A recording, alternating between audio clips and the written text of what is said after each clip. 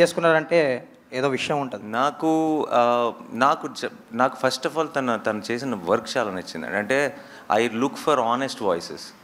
నాకు cinema hit అవుతుంది అని కథ చెప్పే వాళ్ళకంటే నా మనసులో ఒక కథ ఉందండి, ఈ కథ ఎప్పటికైనా చెప్పాలి అని చెప్పేవాళ్ళు ఎక్కువ నచ్చుతారు. అది నా సినిమాలో అవనివ్వండి, అది జనరల్గా ఇది మనం ఒక సూపర్ హిట్ కొడదాం అని చెప్పే వాళ్ళకంటే కూడా, లేదంటే నాకు ఒక సినిమాని సెల్ చేయడానికి ట్రై చేసే వాళ్ళకంటే కూడా మీరు కొంటే కొనండి లేకపోతే లేదు, నాకు చెప్పాలని ఉన్న కథ ఇది అని ఒక హానెస్ట్గా చెప్తారు చూసారా, వాళ్ళు బాగా నచ్చుతారు నాకు. అండ్ నాకు అలాంటి ఒక క్వాలిటీ జగదీష్లో కనపడింది.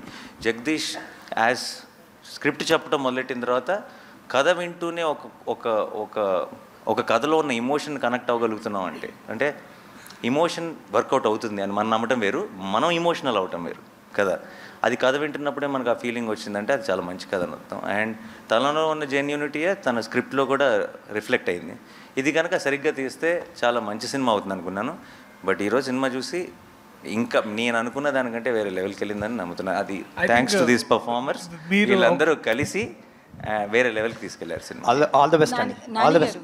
Thank you so much. Nani గారు హాయ్ హాయ్. అయితే బేసికల్లీ పోక్సో చట్టం గురించి నిజంగానే మీరు అన్నట్లు ఎవరికి తెలియదు. మన జానీ మాస్టర్ కేసు తీసుకున్నా ఇదే దీనికి సంబంధించిందే.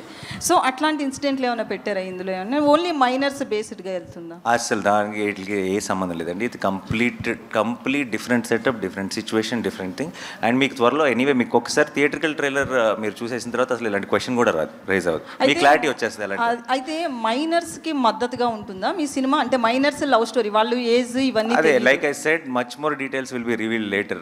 పాక్సో రిలేటెడ్ డీటెయిల్స్ అన్ని తర్వాత చాలా డీటెయిల్గా మాట్లాడుకుంటాం. ఎందుకంటే లీగల్గా తర్వాత ఇష్యూస్ వచ్చే అవకాశం కూడా ఉంది.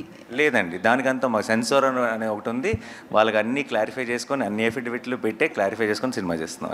సో మీరు ఒక మీరు ప్రాబ్లం క్రియేట్ చేస్తే తప్పితే లీగల్గా ప్రాబ్లం వచ్చే ఛాన్స్ లేదు. మీకు ఆ కంగారు అవసరం లేదు.